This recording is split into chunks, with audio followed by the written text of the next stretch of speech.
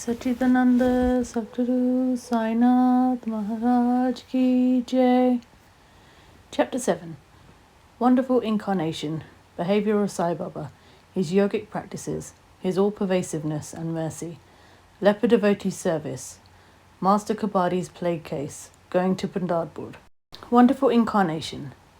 Sai Baba knew all yogic practices. He was well versed in the 6 processes including dhoti, stomach cleaning, by a moistened piece of linen 3 inches in breadth and 22.5 inches in length, Gandha Yoga, i.e. separating his limbs and joining them again, and Samadhi, etc.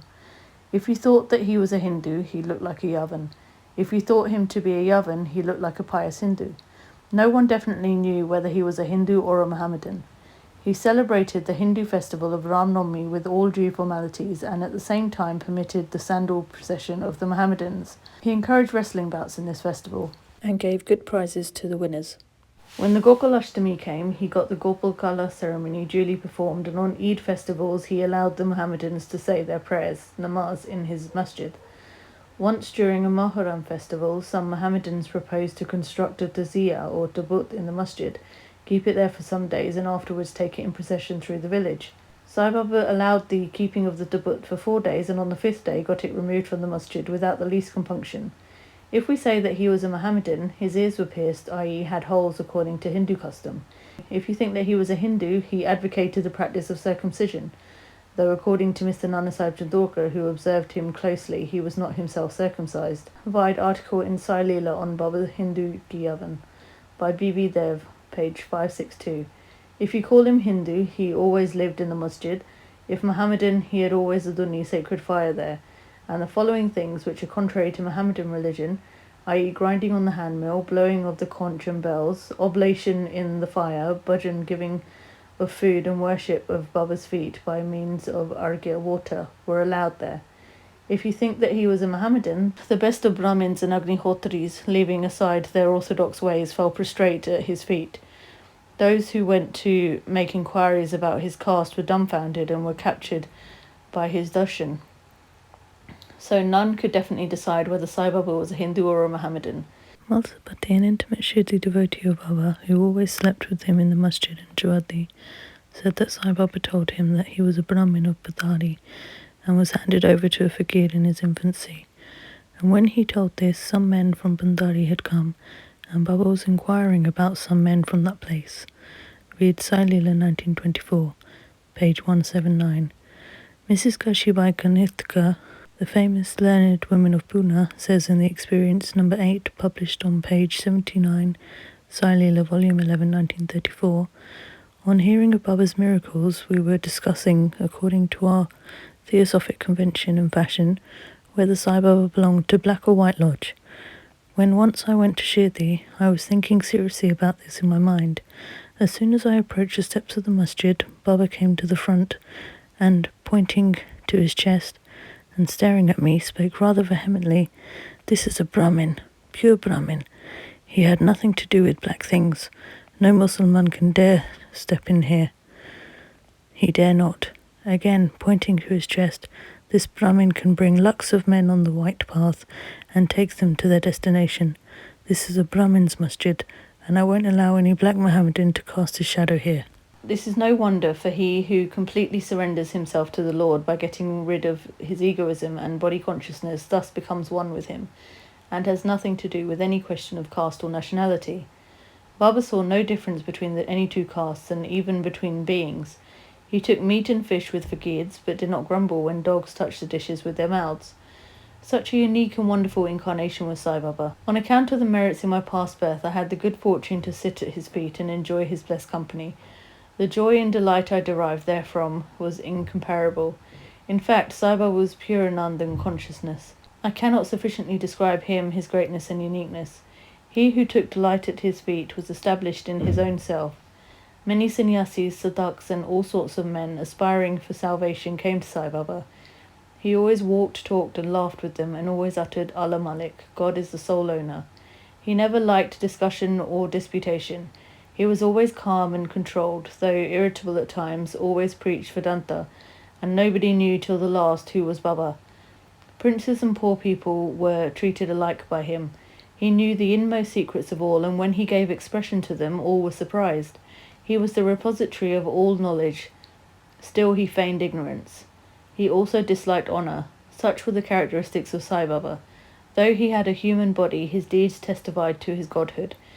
All people considered him as the god in Shirdi. Behaviour of Sai Baba. Ignorant that I am, I cannot describe Baba's miracles.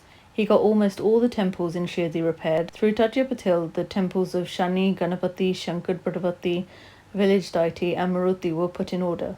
His charity was also remarkable. The money he used to collect as dakshina was freely distributed, 20 rupees to some, 15 rupees or 50 to others, every day. The recipients thought that this was pure charity money, and Baba wished that it should be usefully employed. People benefited immensely by having Baba's darshan. Some became hale and hearty, wicked people were turned into good ones. Leprosy was cured in some cases, many got their desires fulfilled. Without any medicine being put in the eyes, some blind men got back their sight, and some lame ones got their limbs. Nobody could see the end of his extraordinary greatness. His fame spread far and wide, and pilgrims from all sides flocked to Shirdi. Baba had his asan near the Dunni, and always rested there. He sat there in meditation, sometimes without a bath. He used to tie a small white turban on his head and wear a clean dhota round his waist and a shirt on his body. This was his attire in the beginning. He first practiced medicine in the village. He examined patients and gave medicines. He was always successful, and he became famous as a hakim, doctor. A curious case may be narrated here. One devotee had his eyes quite red and swollen. No doctor was available in Shirdi. The other devotees took him to Baba. In such cases, other doctors would use ointments, unguents, cow's milk, and camphorated drugs, etc. Baba's remedy was quite unique. He pounded some biba, some carpus anacardium, i.e. marking nuts, and made 2 balls of them and thrust them on in each eye of the patient, and wrapped a cloth bandage round them. Next day the bandage was removed and water was poured over them. The inflammation subsided and the pupils became white and clear. Though the eyes are very delicate, the biba caused no hurt, but removed the disease of the eyes. Many such cases were cured. This is only one instance in this regard. Baba's yogic practices. Baba knew all the processes and practices of yoga. 2 of them will be described here. 1. Dhoti Kriya, or cleansing process. Every 3rd day, Baba went to the well near Banyan Tree, at a considerable distance from the masjid, washed his mouth and had a bath. On one occasion he was seen throwing up his intestines, cleaning them inside and outside, and placing them on a jam tree for drying. There are people in Shirdi who have actually seen this and who have testified to this fact. Ordinary dhoti is done by a moistened piece of linen, 3 inches broad, 22.5 foot long. This piece is gulped down the throat and allowed to remain in the stomach for about half an hour for being reacted there, and then taken out. But Baba's dhoti was quite unique and extraordinary. 2. Ganda Yoga. In this practice, Baba extracted the limbs from his body and left them separately at different places in the masjid. Once a gentleman went to the masjid and saw the limbs of Baba lying in separate places. He was terrified. He first thought of running to the village officers and informing them of Baba being hacked to pieces and murdered. He thought that perhaps he would be held responsible as he was the first informant and knew something of the affair. So he kept silent, but next day, when he went to the masjid, he was very much surprised to see Baba hale and hearty as before. He thought that what he had seen the previous day was only a dream. Baba practiced yoga since his infancy, and nobody knew or guessed the proficiency he had attained in it. He charged no fees for his cures, became renowned and famous by virtue of his merits, gave health to many a poor and suffering person. This famous doctor of doctors cared not for his interest, but always worked for the good and welfare of others, himself suffering unbearable and terrible pain many a time in the process. One such instance I will relate now, which will show the all-pervasiveness and the most merciful character of Sai Baba. Baba's all-pervasiveness and mercy. In the year 1910, Baba was sitting near the Dunni on Diwali and warming himself. He was putting firewood into the Dunni, which was burning brightly. A little later, instead of pushing logs of wood, Baba pushed his arm into the Dunni. His arm was scorched and burnt. This was noticed by the errand boy Madhav, and also by Madhavre or Deshwandi, Shama. They at once ran to Baba, and Madhavre clasped Baba by his waist from behind and dragged him forcibly backward and asked, "Deva, why you done this?" Then Baba came to his senses and replied, "The wife of a blacksmith at some distant place was working the bellows of a furnace. Her husband called her, forgetting that her child was on her lap. She got up hastily and the child slipped into the furnace. I immediately thrust my hand into the furnace and saved the child. I do not mind my arm being burnt, but I am glad that the life of the child is saved. Leper devotee service. Leper devotee service. On hearing the news of Baba's hand being burnt from Shamma Madhavriya Deshpande, Mr. Nana Sahib Jindorkar, accompanied by the famous Dr. Barmanand of Mumbai, with his medical outfit consisting of ointments, lint and bandages, etc., rushed to Shirdi and requested Baba to allow Dr. Barmanand to examine the arm and dress the wound caused by the burn.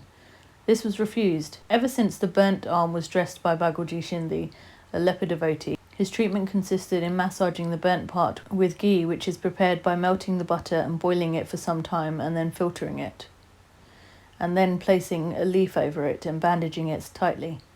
Mr. Nana Sahib Jindorkar solicited Baba many a time to unfasten the bandages, get the wound examined, dressed and treated by Dr. Barmanand with the object that it may heal fast. Dr. Barmanand himself made similar requests, but Baba postponed it by saying that Allah was his doctor and did not allow his arm to be examined. Dr. Barmanand's medicines were not exposed to the air of Shirdi and they remained intact, but he had the good fortune of getting darshan of Baba. Babaji was allowed to treat the hand daily. After some days the arm healed and all were happy. Still, we do not know whether any trace of pain was left or not. Every morning, Babaji went through this program of untying the bandages, massaging the arm with ghee, and tightly bandaging it again. This went on till Sai Baba's Samadhi death. Sai Baba, a perfect Siddha as he was, did not really want this treatment, but out of love for his devotees, he allowed the Upasana service of Baguji to go on uninterrupted all along. When Baba started for Lendi, Baguji held an umbrella over him and accompanied him. Every morning, when Baba sat near the post, close to the Dunni, Baguji was present and started his service. Baguji was a sinner in his past birth. He was suffering from leprosy, his fingers had shrunk, his body was full of pus and smelling badly. Though outwardly he seemed so unfortunate, he was really very lucky and happy, for he was the premier servant of Baba and got the benefit of his company. Master Kabadi's plague case. I shall now relate another instance of Baba's wonderful Leela. Mrs. Kabadi, the wife of Mr. Dadasaheb Kabadi of Amaravati, was staying at Shirdi with her young son for some days. One day the son got high fever, which further developed into bubonic plague. The mother was frightened and felt most uneasy. She thought of leaving the place for Amaravati and went near Baba in the evening, when he was coming near the Wada, now Samadhi Mandir, in his evening rounds, for asking his permission. She informed him in a trembling voice that her dear young son was down with plague.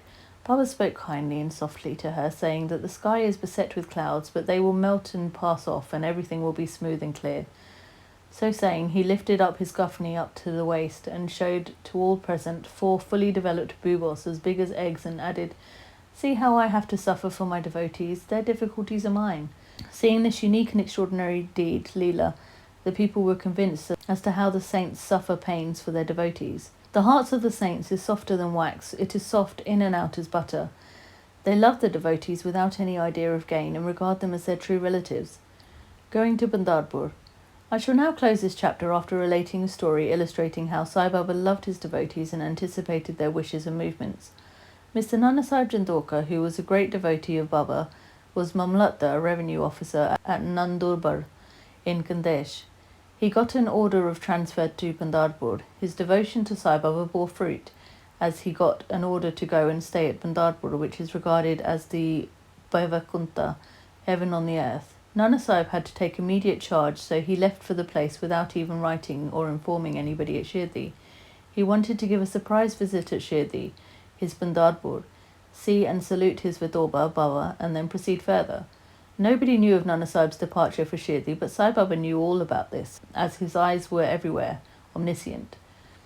As soon as Nana Sahib approached Nimgarn, a few miles from Shirdi, there was a stir in the masjid at Shirdi. Baba was sitting and talking with Malsapati, Apashindi and Kashiram, when he at once said, "Let us all 4 do some bhajan. The doors of Bandari are open. Let us sing merrily." Then they began to sing in chorus, the bhava of the song being, "I have to go to Bandarpur and I have to stay on there, for it is the house of my Lord." Baba sang and the devotees followed him. After a short while, Nana Sahib came there with his family, prostrated before Baba and requested him to accompany them to Bandarpur and stay with them there. This solicitation was not necessary, as the devotees told Nana Sahib that Baba was already in the mood of going to Bandarpur and staying there. Hearing this, Nana Sahib was moved and fell at Baba's feet. Then, after getting Baba's permission, or the sacred ash and blessings, Nana Sahib left for Bandarpur. There is no end to Baba's stories, but let me now stop here. reserving for the next chapter other topics such as the importance of human life, Baba's living on alms, Bajabai's service, and other stories. Bow to Shri Sai, peace be to all. Shri Satchidananda Sadguru Sai Nath Maharaj Ki Jai.